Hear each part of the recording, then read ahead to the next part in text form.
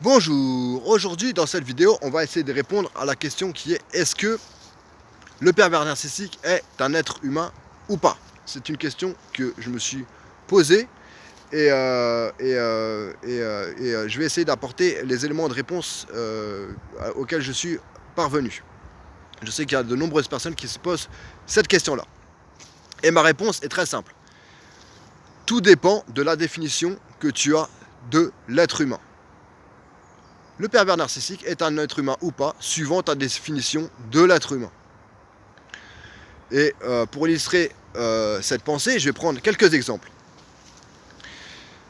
On pourrait donner la définition de l'être humain d'un être vivant avec deux bras, deux jambes, une tête et qui se tient debout. Ça engloberait la très grande majorité des êtres humains. Mais seulement quand on aurait cette définition de l'être humain, eh bien, on voit que les manchots et les cul-de-jatte ne rentreraient pas dans cette définition de l'être humain.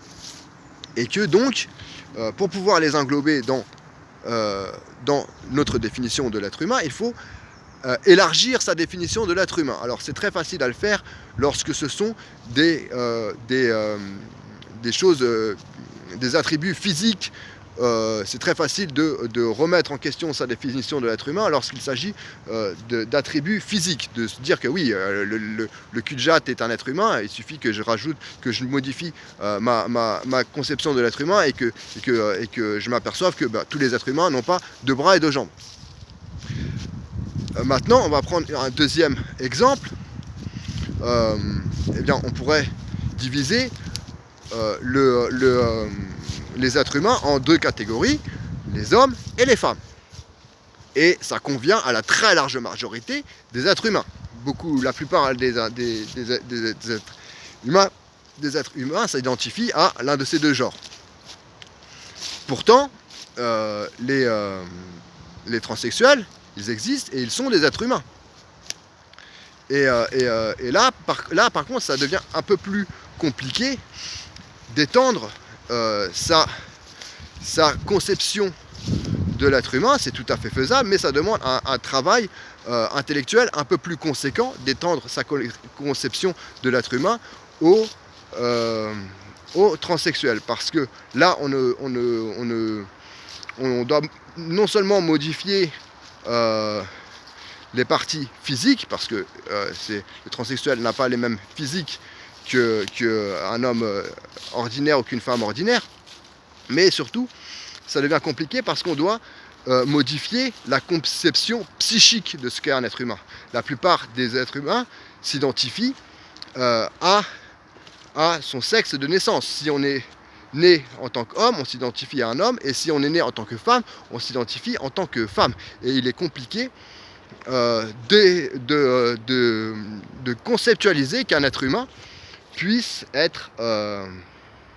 avoir un psychique, des capacités psychiques, des particularités psychiques très différentes des nôtres. Parce que, voilà, donc c'est tout à fait faisable de faire en sorte d'englober les transsexuels dans sa conception, dans sa définition de l'être humain, mais ça devient ça demande un effort supplémentaire que juste d'englober les cul-de-jatte comme des êtres humains. Parce que l'être humain, il est facile de penser a tendance à penser que, eh bien, puisque j'ai cette façon de penser, puisque j'ai cette forme, ce psychisme-là, eh bien, de croire que les autres personnes auront les mêmes capacités psychiques. Et les pervers narcissiques ont un fonctionnement psychique très différent du commun de la plupart, de la très grande majorité des êtres humains.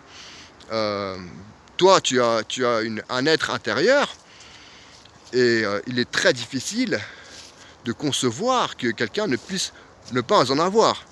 Il est plus simple de croire que voilà, tout le monde a un être intérieur. Toi, tu ressens des émotions, et naturellement, tu vas t'imaginer que tout le monde est capable de ressentir les mêmes émotions que toi. Tu ressens de l'empathie, tu ressens de la culpabilité, tu ressens ces émotions-là, et tu te dis que puisque je ressens ces émotions-là, les autres êtres humains doivent ressentir ces émotions-là aussi. Puisque, et voilà, donc, pour le pervers narcissique, ça devient compliqué de s'imaginer, de conceptualiser qu'un être humain puisse avoir des particularités psychiques aussi différentes des tiennes. Et même, je vais prendre un exemple encore plus frappant, c'est que lorsqu'on s'imagine les extraterrestres, au pire, on les imagine avec 2 bras, des jambes et très similaires aux êtres humains.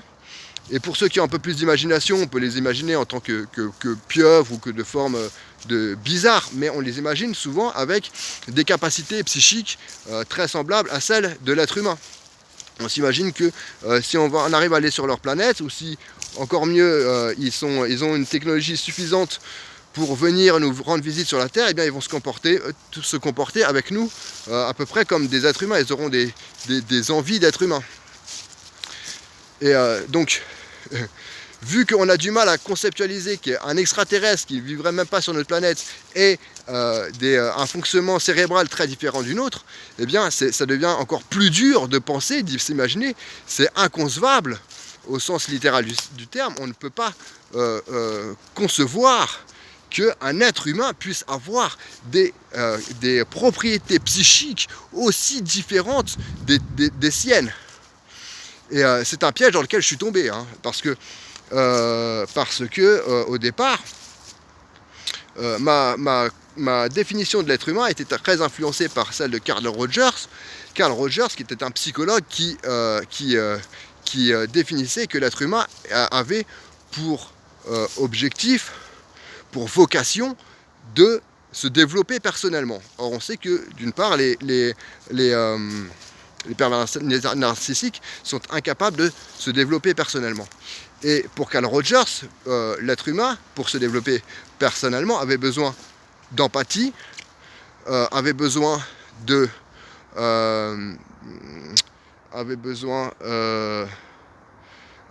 d'authenticité, d'empathie et de sincérité. Et les pervers narcissiques n'ont ni empathie, ni sincérité, et ni authenticité. Ils n'ont aucune de ces valeurs-là. Ils ne sont pas capables de se développer personnellement, ils n'ont pas d'authenticité, et ils n'ont pas aucune des choses qui correspondaient à ma définition de l'être humain. Donc je ne pouvais pas concevoir qu'un être humain puisse être aussi différent de moi et de ma définition que ce que j'avais de l'être humain, en fait.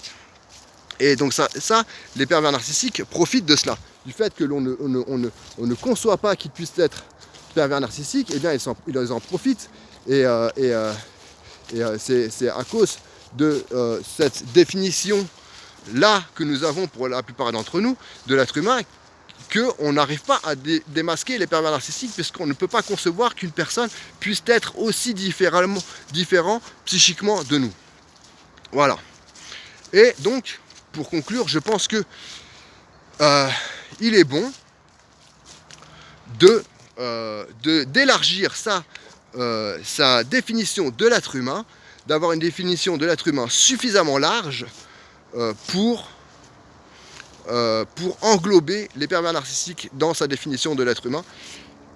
Ce que je n'avais pas fait au départ, qui m'a empêché de comprendre que des personnes autour de moi étaient perverses narcissiques, et lorsque je l'ai compris, qui m'a empêché de les considérer comme des êtres humains, ce qui m'a forcé à changer ma définition de l'être humain pour pouvoir eh bien, les inclure pour pouvoir les considérer comme des êtres humains. Et je pense qu'il est important de les considérer comme des êtres humains, même si eux nous veulent du mal. Eh bien, je pense qu'on doit se distinguer d'eux et on doit faire preuve d'empathie tout en se protégeant d'eux. Voilà, merci, à très bientôt.